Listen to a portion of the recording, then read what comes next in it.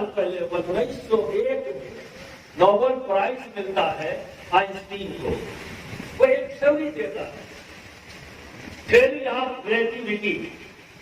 वो ये कहता है कि अगर किसी बॉडी को लाइट की स्पीड से ज्यादा स्पीड दे दी जाए तो टाइम कांस्टेंट हो जाता है, वक्त रुक जाता है। सबने मान लिया और इस थ्योरी के ऊपर ही आज का पूरा इलेक्ट्रॉनिक मीडिया टिका हुआ है। पूरे का पूरा इलेक्ट्रॉनिक मीडिया इसी थ्योरी पर। और आज जरूरत है कि मॉडर्न अंदाज में दुनिया के सामने तसव्वुफ को रखें।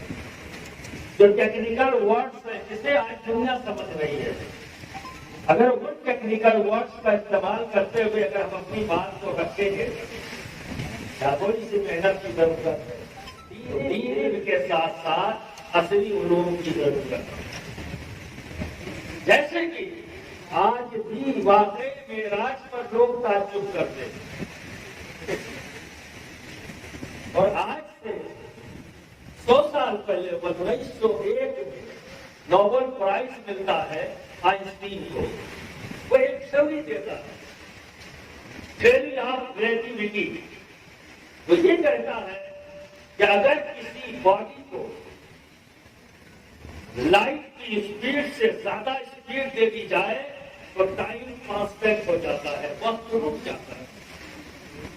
सबने मान लिया और इस थ्योरी के ऊपर ही आज का पूरा इलेक्ट्रॉनिक मीडिया टिका हुआ है। पूरे का पूरा इलेक्ट्रॉनिक मीडिया इसी थ्योरी पर। और हम कहां फंसे हुए हैं? आज भी वाकई मेराज पर बहुत से लोग सुकून को सुबहान का शिकार हैं। जरा सा गौर कर लेते तो क्लियर हो जाता कि अल्लाह के रसूल गए बुर्राक से। बुर्राक क्या है? बर्फ की जमा। बर्फ क्या है? लाइट है। बर्फ क्या है? लाइट है।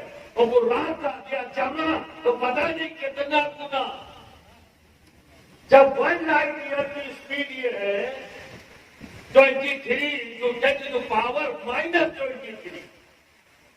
अगर अमेरिका के अंदर फुटबॉल चल रहा है तो वहां खिलाड़ी ने किक मारा, बात बताइए कितना 16 घंटे का गैप है।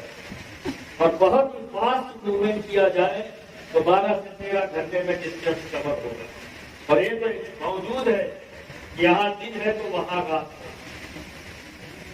इतना तो गैप है ये। लेकिन वहां खिलाड़ी ने किक मारा, ऐसा तो नहीं है कि आज उसने मारा कल हमने देखा। उसने किक मारा और हमने देखा। ऐसा क्यों? ये जो गैप है वो कहां गया? ये गैप कहां चला गया? कि यहां दिन है और वहां रात, ये गैप कहां गया? तो उसकी थ्योरी ये कहती है E=mc²। अगर किसी बॉडी को लाइट की स्पीड से ज्यादा स्पीड दे दी जाए तो टाइम कांस्टेंट हो जाता है। तो अब बताइए क्या शक रह जाता है कि गौर से वक्त एक ही वक्त में कई जगह मौजूद हो? जब 11 बिलियन घर घर मौजूद हो सकते हैं तो फिर गौर से वक्त एक ही वक्त में क्यों कर नहीं हर जगह पहुंच सकता? क्यों नहीं पहुंच सकता? शायद हम समझा नहीं पा रहे। यूनिवर्सिटीज और कॉलेजेस के बच्चों को समझा नहीं पा रहे। उन्हीं की जबान में इस्लाम पेश नहीं कर रहा। इस्लाम को बदलने की जरूरत नहीं है, प्लेसमेंट बदलने की जरूरत है, समझाने के अंदाज को बदलने की जरूरत है, थोड़ा सा मॉडर्नाइज करना होगा। तो इसलिए कहता हूं कि बिना इल्म के कोई कौम, कोई मुल्क, कोई खानका, कोई ऑर्गेनाइजेशन तरक्की नहीं कर सकती।